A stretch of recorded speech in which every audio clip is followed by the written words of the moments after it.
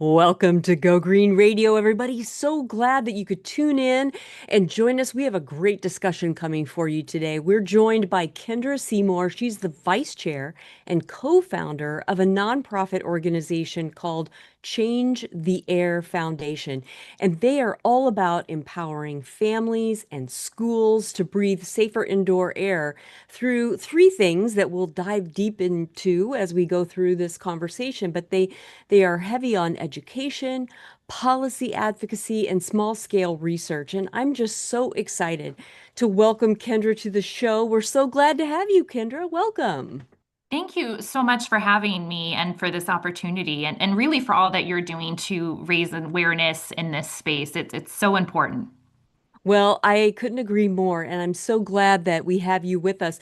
We're both members of a new club. It's called the Air Club, and I'll give you all more information about that. But it was just launched a couple of weeks ago at the United Nations when there was a global summit on indoor air quality and the importance to public health. And so we'll talk more about that in just a minute. But Kendra, I want to begin by helping our listeners understand why mold and water damage can be so harmful to our health. Tell us about the risks of being inattentive to mold and water damage.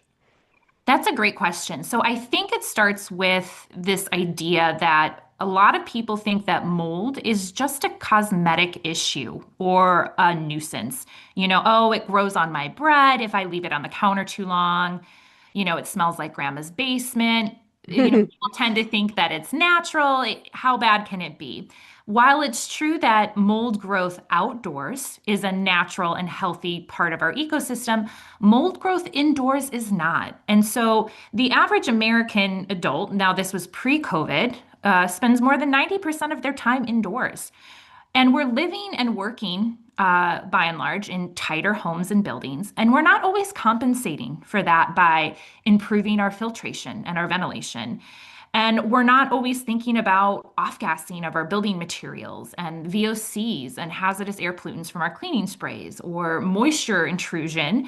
And as a result, we often, think if we don't see something or we don't smell something, then there's not a problem and that our air is healthy and clean. And unfortunately, it's really not that simple. So let me tell you, I think, a quick story that really brings this to light, and why indoor air quality matters so much to our health.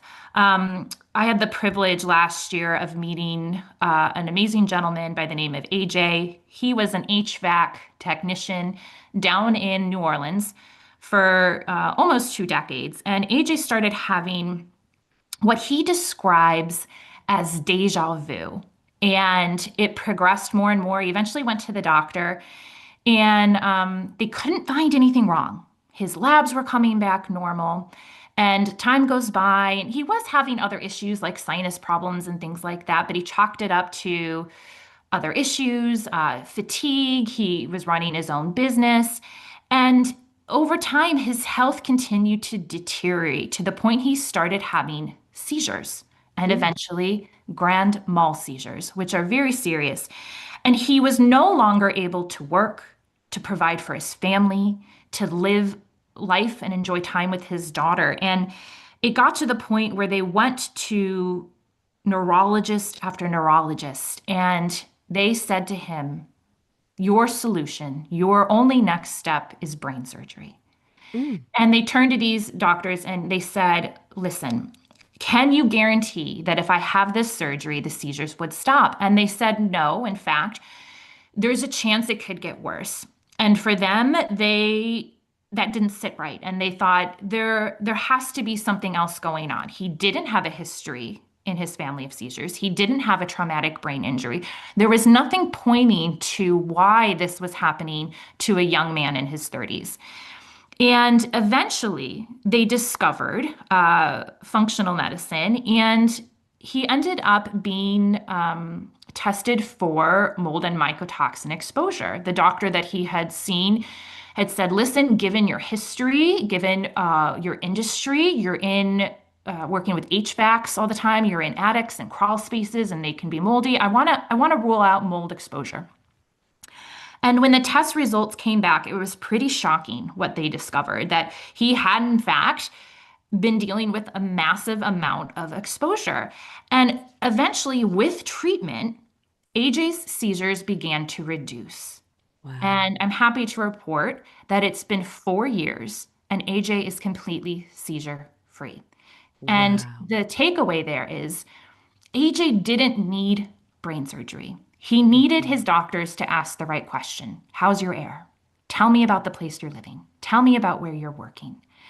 And I think there's real power there in not only that the places we live and work can impact our health, but that our body can heal if we really get to the underlying root cause and we understand what's going on so that we can take the right steps to address it.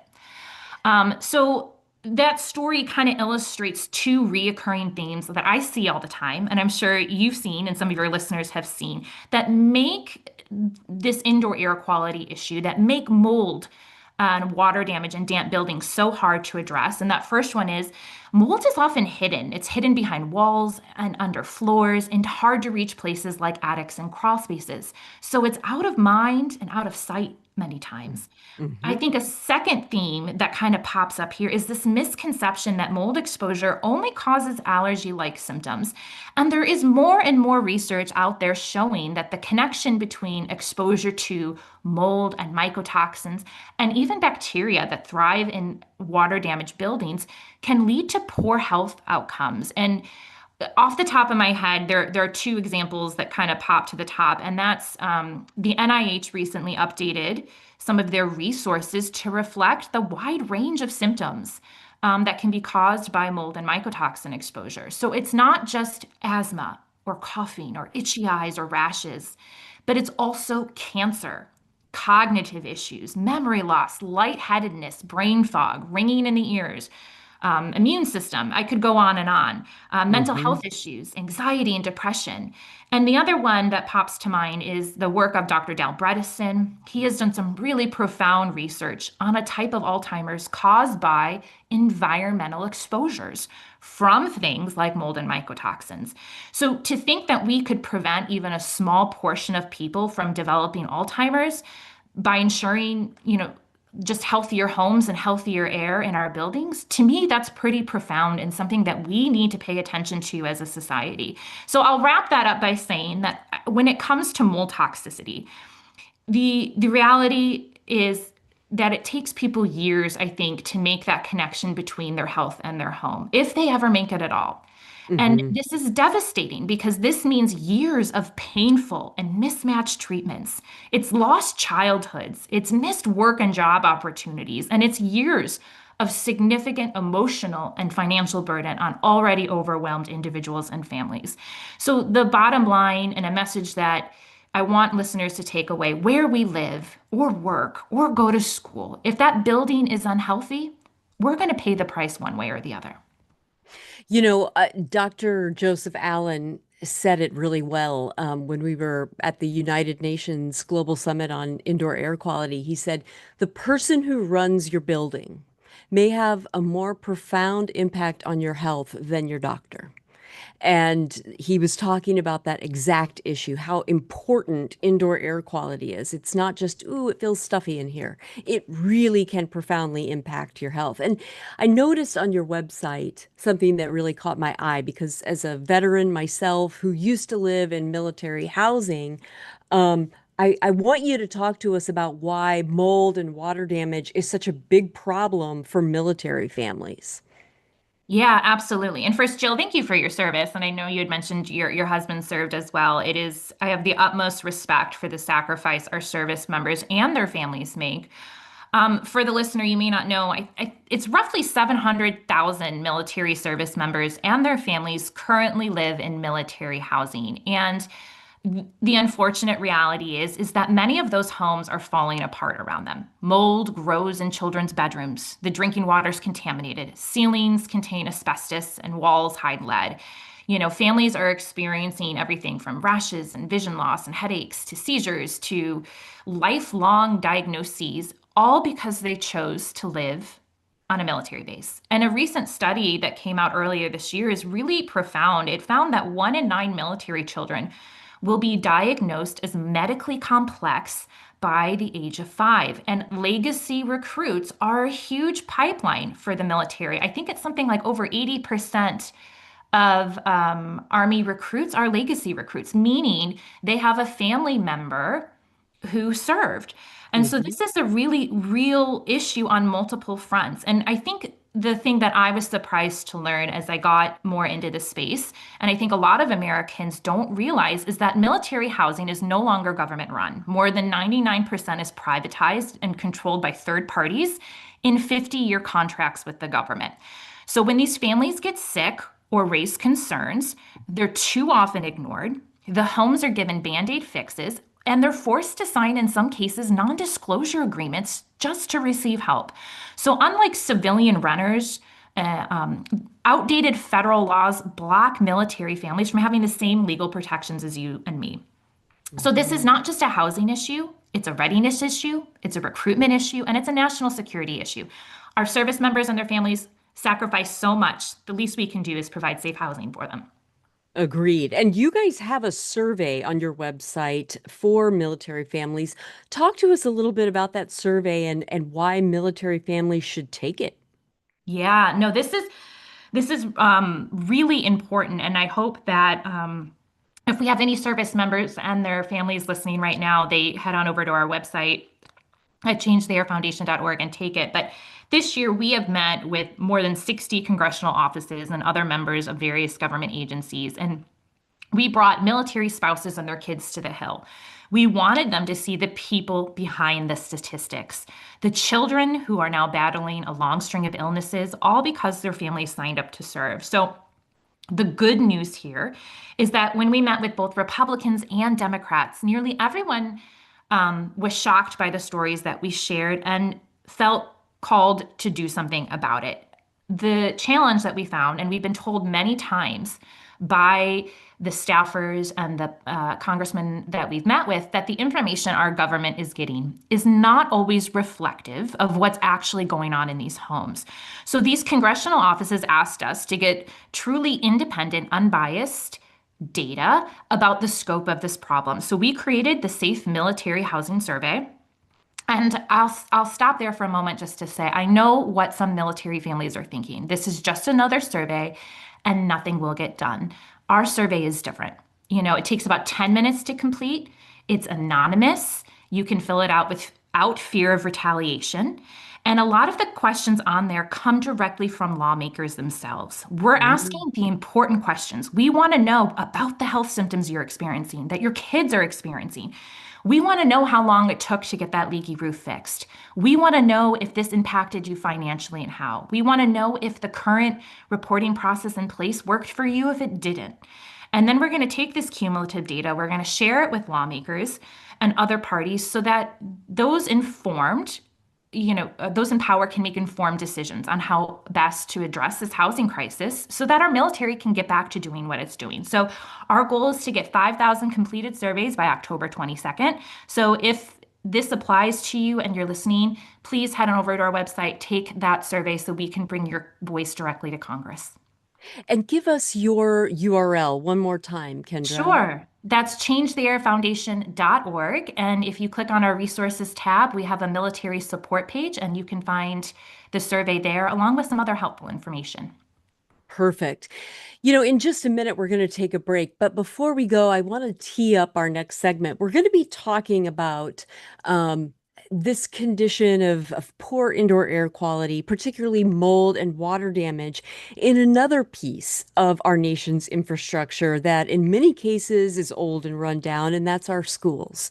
If you listen to this show on a routine basis at all, you know that the state of our K through 12 public school infrastructure in the United States is quite poor. These facilities are aging. Some of them are, uh, 80 plus years old, especially on the East Coast. And with that comes some ramifications for the health of those who are inhabiting those buildings. We're going to talk about that when we come back. So don't go away, folks. There's more Go Green Radio right after this.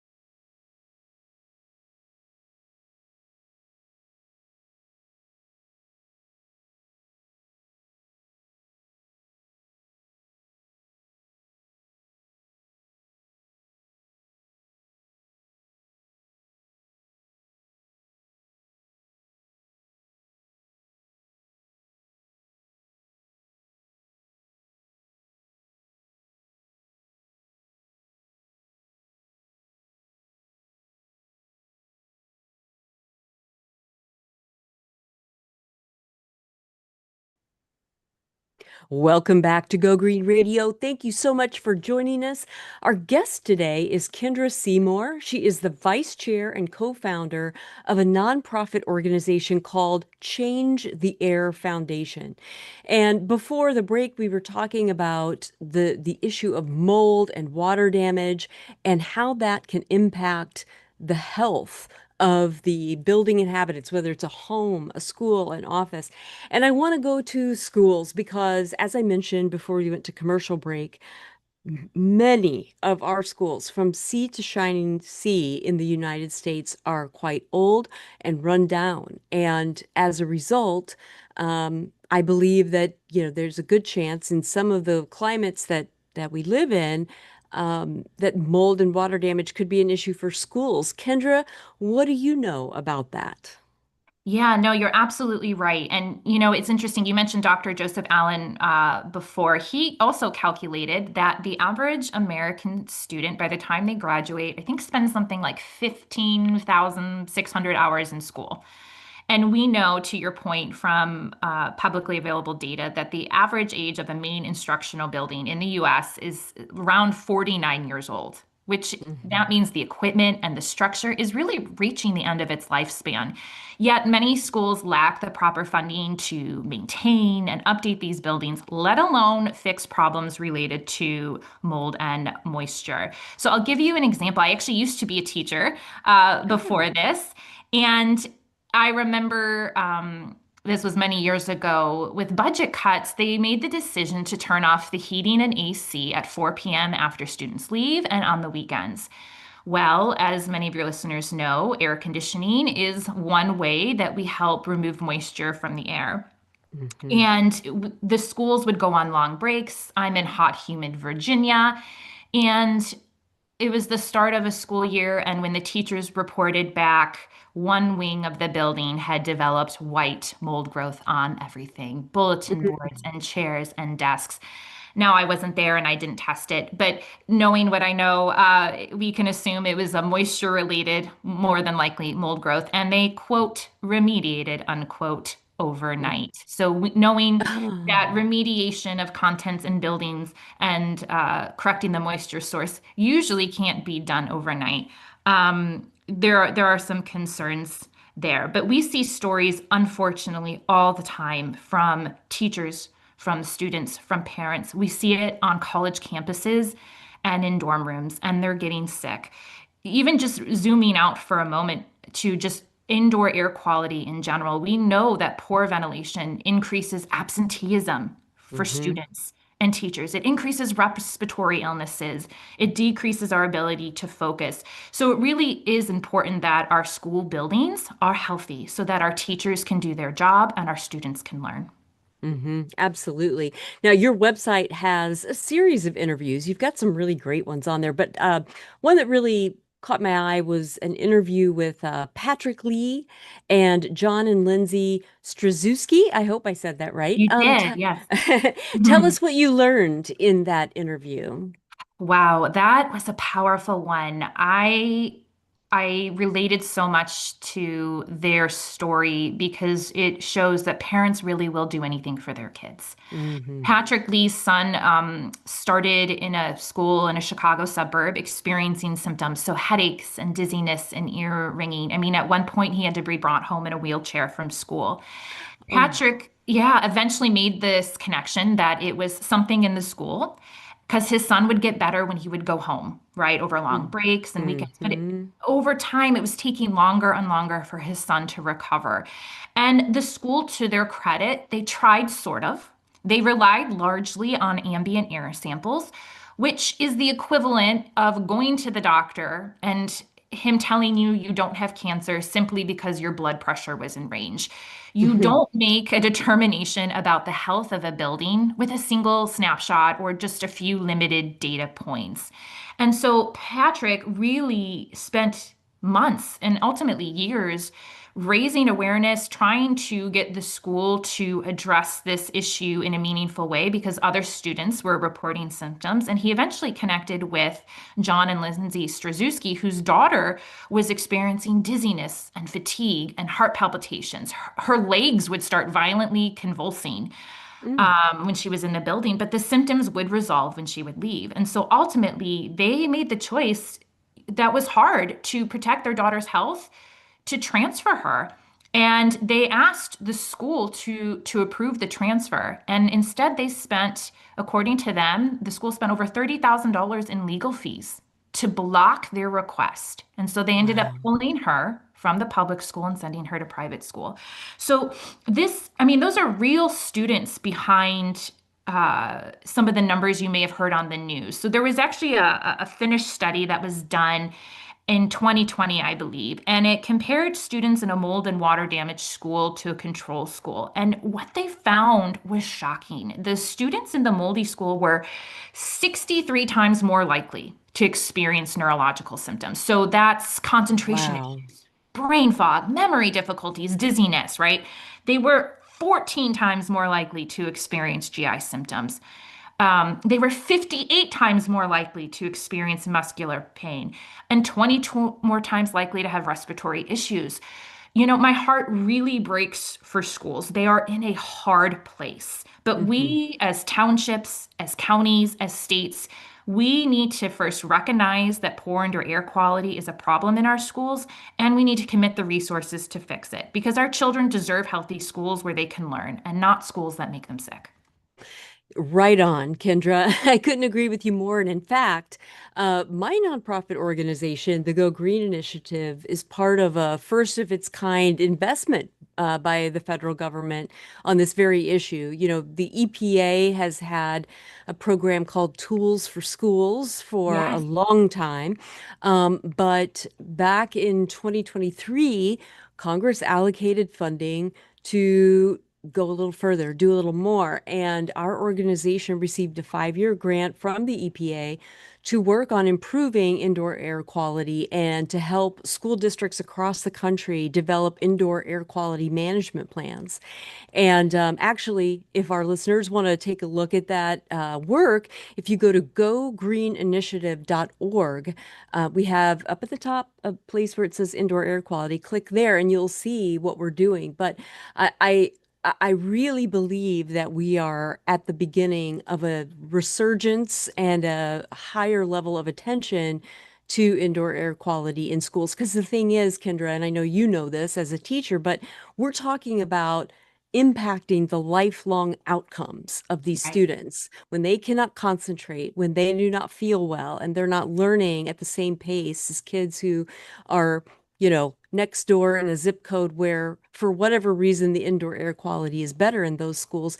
Their lifelong trajectory in terms of career opportunities and what have you is adversely impacted by something that is hiding in plain sight, and that's poor indoor air quality. So we've talked about the problem. Let's talk about solutions. Um, is there federal legislation that addresses particularly mold and water damage? And if not, what is your foundation advocating for at the federal level? So the short answer is no, which I think is shocking for a lot of people to hear, right? I think Mm-hmm. a lot of people assume that it's regulated. It is not regulated at the federal level, and it's not even really regulated in most states. So that means there are no mandated remediation standards, meaning how you address mold, how you remove it from a building is really up to whoever's addressing the situation. It's the Wild West, we like to say. There are Mm-hmm. also no permissible exposure limits. And what that means is, X amount of this mold is safe. But if it goes Mm-hmm. to Y amount, that's unsafe. So that's not in place either.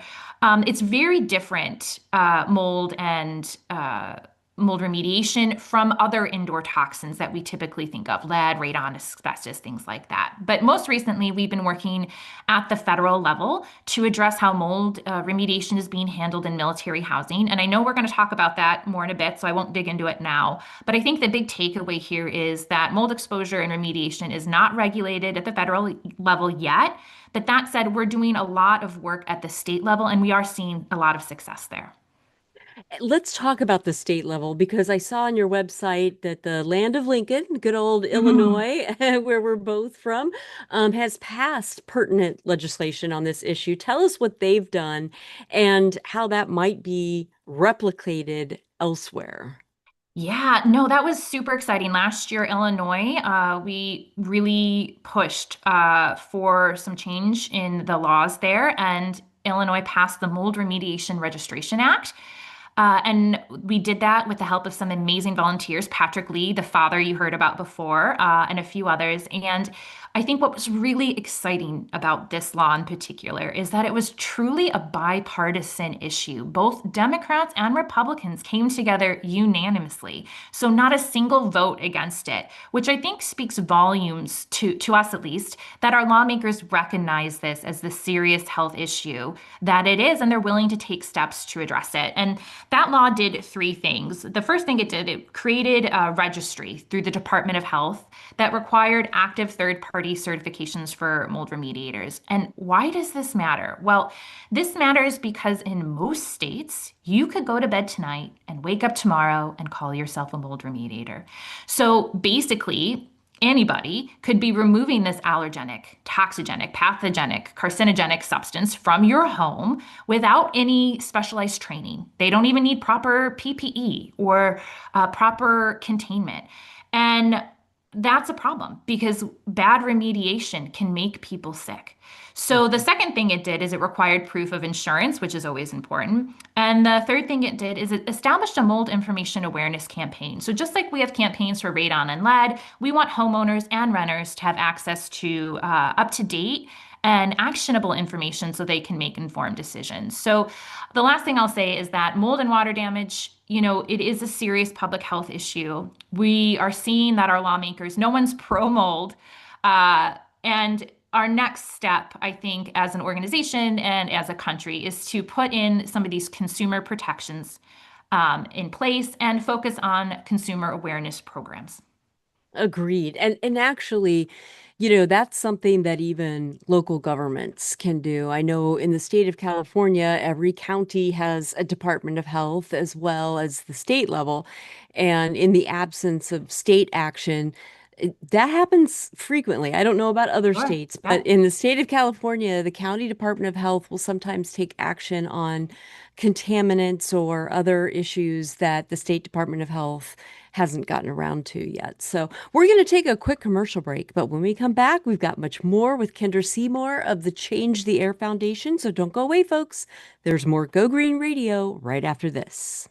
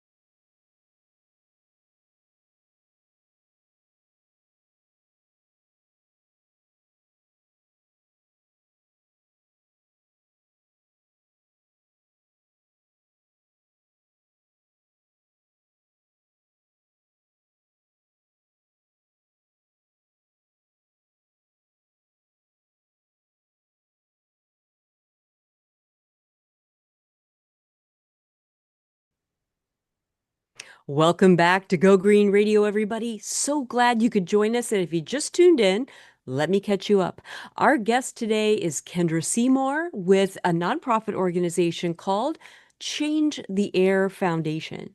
And right before the break, we were talking about some legislation that the state of Illinois passed recently regarding this issue of mold, water damage, and remediation.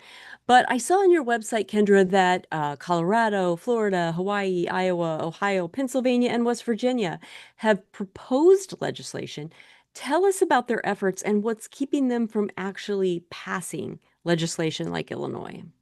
Yeah, that's a great question. So right now, Change the Air Foundation has worked with volunteers. I should pause a moment and say thank you because we can't do this work without the amazing volunteers who are sharing their stories with policymakers and spending time to bring about change. But we've been in 23 states so far and had 12 state bills proposed. And we've had great success putting bills forward with committee hearings, and we haven't crossed the finish line in all of them yet. And that is not uncommon. Only 10 to 20% of state bills pass the first time. And there are a few reasons for that. There's always the matter of funding. But I think one of the bigger challenge is that a lot of people may not realize is there's a lot of nuance with different state legislatures. So in some states, the session is only 5 months. So they have a lot to cram in during that time. Bills have to go through the House and Senate, and not everything can get addressed in a single session. So then you try again the next session. So that's something we're always aware of, and we're acutely working on every week. But at high level for the states, what we would like to see states adopt some form of is a few things. Minimum certifications for mold inspectors and remediators, right? We want everyone to Mhm. have a knowledge base about how to do this safely and effectively. A second thing is would like to see all remediation follow at a minimum accredited industry standards like the ANSI IICRCS 520.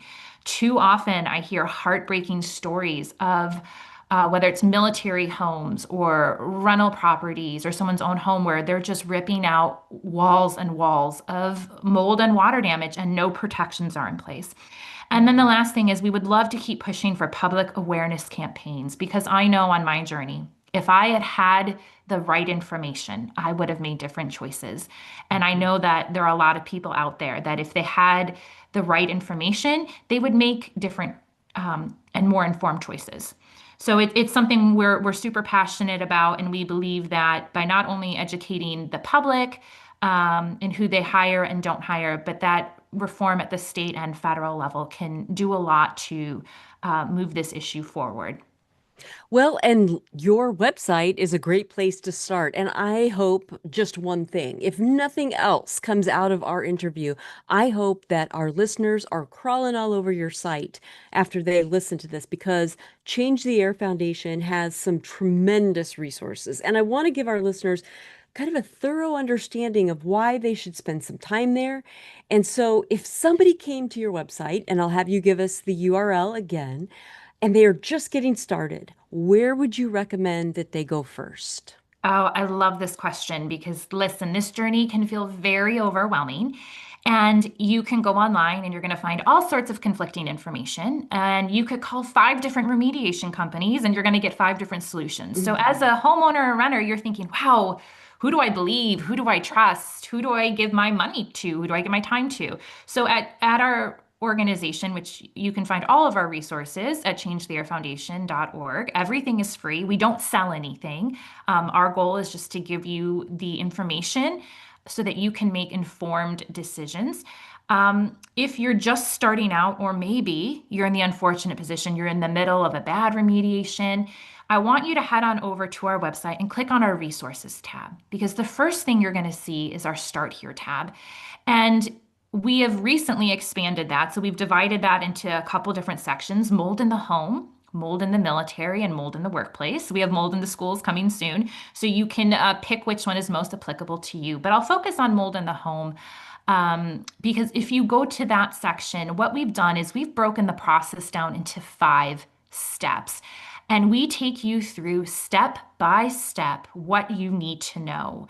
It can feel very much like you're trying to eat the whole proverbial elephant. And so it always begins with the first step, which is finding a good indoor environmental professional, sometimes called an IEP, who can do that thorough, multi-pronged investigation.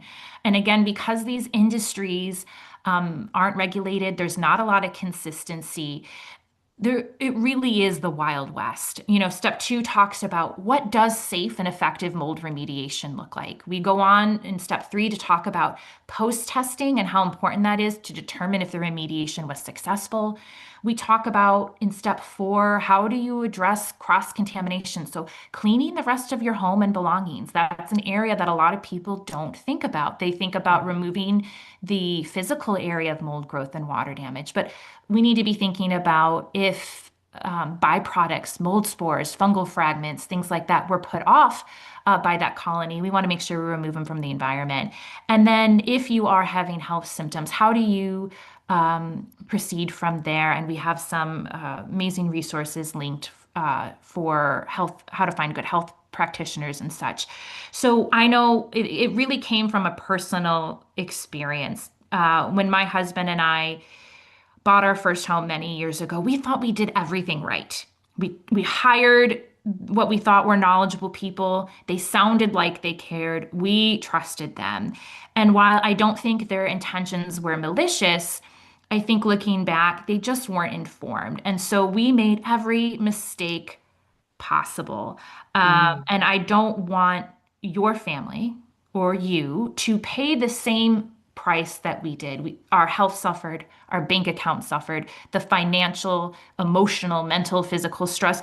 It really was life changing. So, our Start Here feature really is a place where you can come and get step-by-step research-based information from an organization who truly understands the situation and isn't trying to sell you a service. I know when I first started, I was always concerned when I would vet different contractors and professionals. Is this what's best for my home? Is this what's best for my family?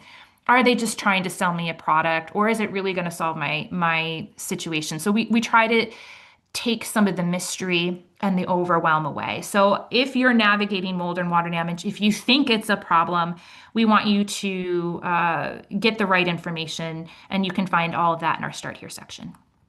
And the Start Here section is a great place to start, but there's so much more on your website. I was geeking out on your free download section. So talk to our listeners about what they'll find there, why that is a not to be missed section of your website. So I think, okay, I don't want to say it's my second favorite part because I love all the stuff on our website, but that is, it's easy access. Again, you can find it on our resource tab. It's all in one place. These are downloadable PDFs. Now, these are also sprinkled throughout the Start Here section, so you won't miss anything if you go to the Start Here section. But they're topics like questions to ask when hiring an indoor environmental professional, questions to ask when hiring a remediator. There's a moisture basics one that's really fantastic. There's a mold and water damage checklist, a one pager you can print out, walk through your home, and you're starting to look for those signs of water damage. We also have a mold in the workplace guide.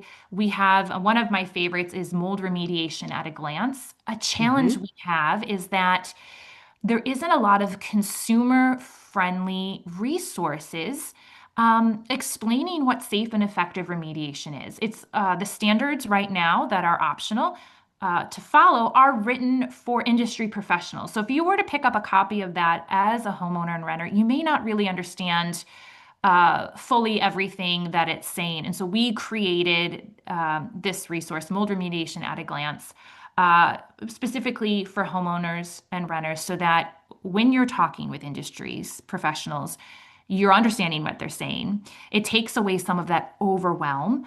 And you can make better choices for you and your family. And the reason we did it as PDFs is we heard you loud and clear. We want you to be able to download them, write on them, send them to your landlord, healthcare practitioners, upload them to your patient portals. We want easy access, and people have been really responding positively to them. I think we're over 50,000 downloads in just over a year and a half. So it's an awesome resource that we hope homeowners and renters will find helpful.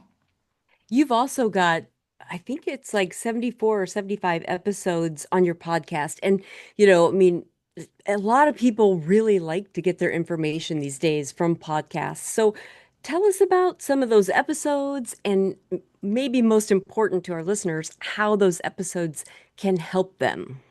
Sure. So I'm one of those people. I like to listen to a podcast when I'm folding laundry, Mhm. walking my dog, things Mhm. like that, cooking dinner. And we bring together a really amazing mix of professionals. So it's not just environmental professionals and remediators. We talk with doctors and healthcare practitioners, but we also share real stories of healing and hope.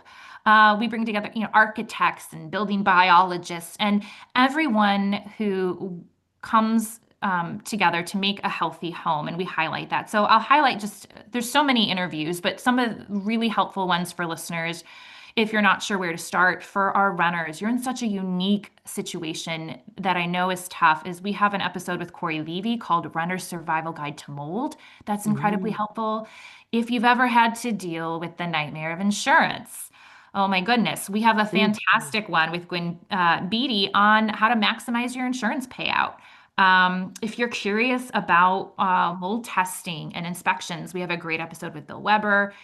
We have so many amazing doctor interviews. I don't even know where to begin with Dr.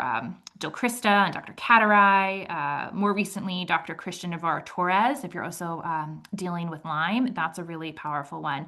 But all of our interviews can be found on our podcast and our YouTube channel, with the exception of our mini classes. I'll take just a moment if it's okay to plug those. Yeah, do it. Okay, great. So our mini classes are a once a year thing that we do. It's a deeper dive into a indoor air quality topic. So for those who are ready for maybe more than what can be covered in an article or a podcast, these are expert-led sessions geared towards homeowners and renters. So they're picture heavy, everything's in consumer-friendly language. Our first one was on testing your home for mold. Our second one was on mold remediation, and the one that we just launched this week, which is on HVACs, which I get more questions about that. I can speak firsthand as a consumer, even everything I know about this field. It's very overwhelming when your HVAC breaks or you find out you have to replace it. And we really break down all of these topics in a user-friendly way. And again, those are geared towards people doing a deeper dive. You won't find them on our podcast because they're picture heavy, so you'll have to follow us on our YouTube channel. Um, but yeah, I've had such a wonderful time learning from all of our amazing guests, and I think people will find a little bit of everything on there. Well, and what's great is, first of all of this is free. As you mentioned Yes. before, you guys aren't selling anything, and it's shareable. So if you Right. want to click to share with friends, neighbors, family members, it's easy to do that. We're going to take a quick commercial break, but when we come back, we've got more with Kendra Seymour. So don't go away, folks. There's more Go Green Radio right after this.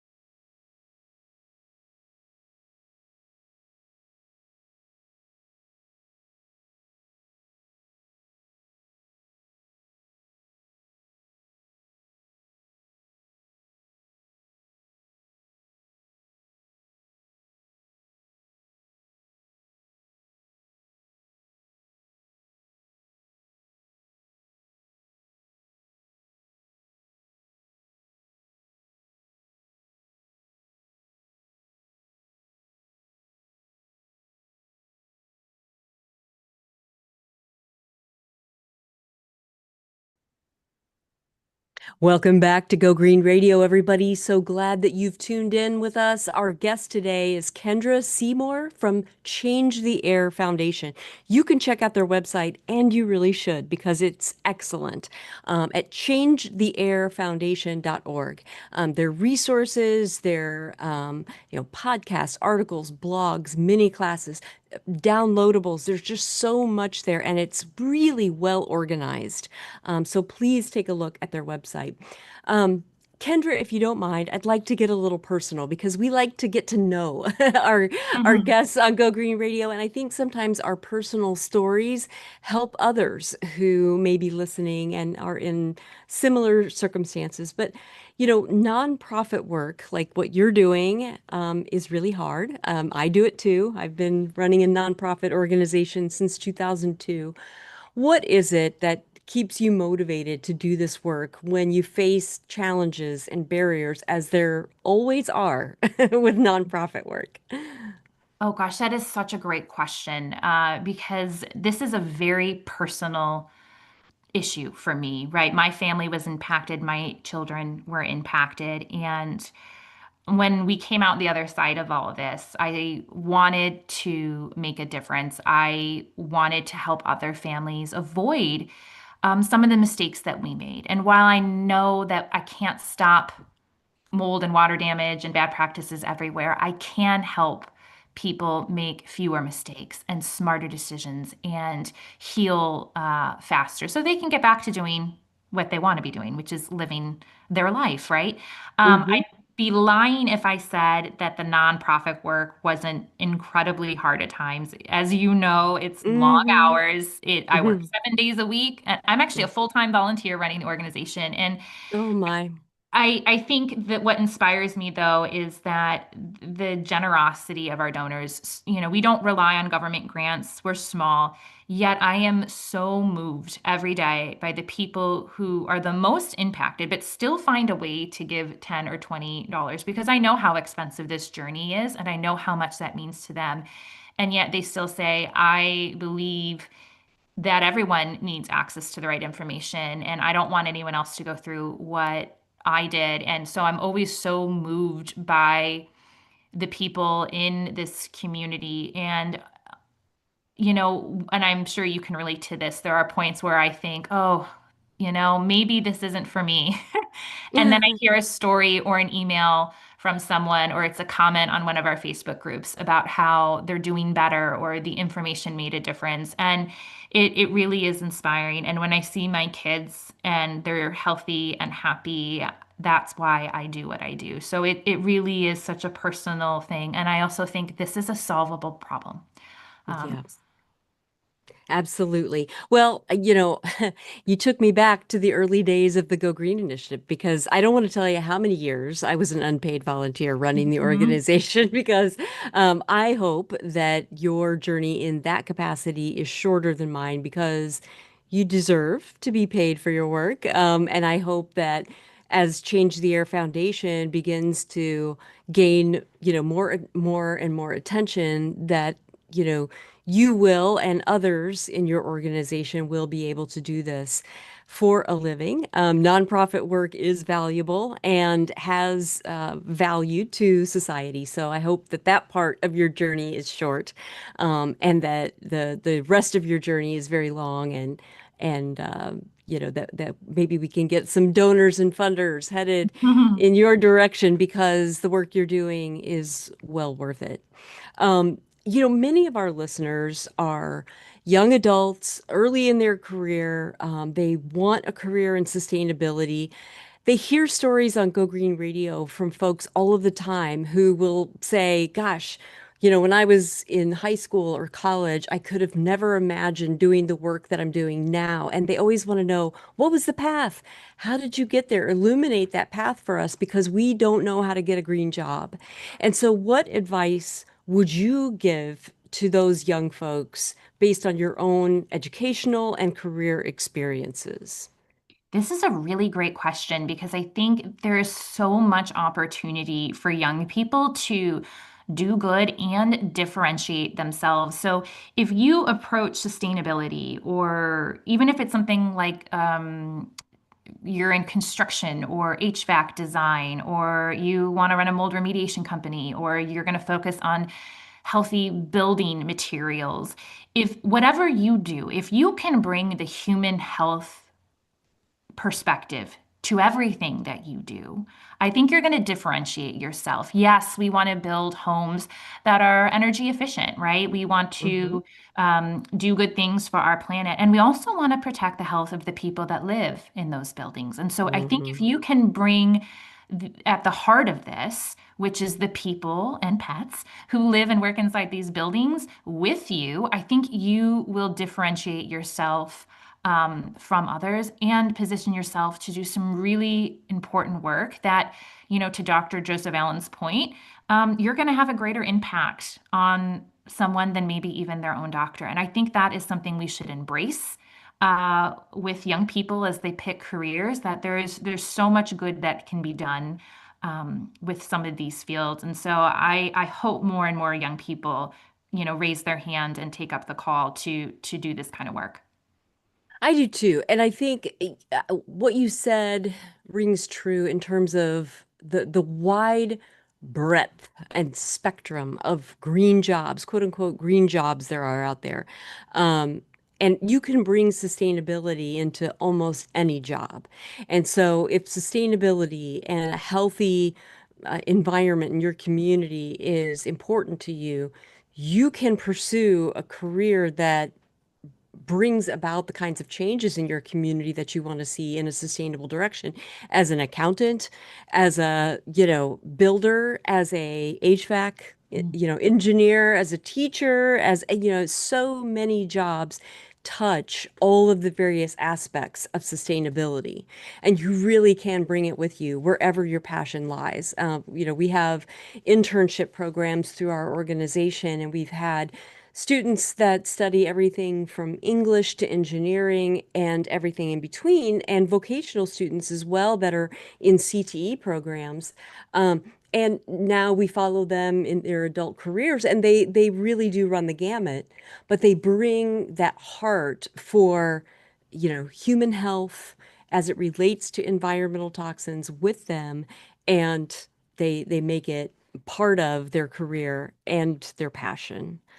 I want to know what are, my listeners always like to get like the bottom line, like bottom line this for me, Jill. So, Kendra, bottom line this for us. What are the top two or three things that our listeners could do this week or this month to get involved in the mission of Change the Air Foundation? So I love this one because it's really simple. I want you to head on over to changetheairfoundation.org and sign up for our newsletter. I send it once a week. It's short, sweet. It's geared towards you, the homeowner, the renter.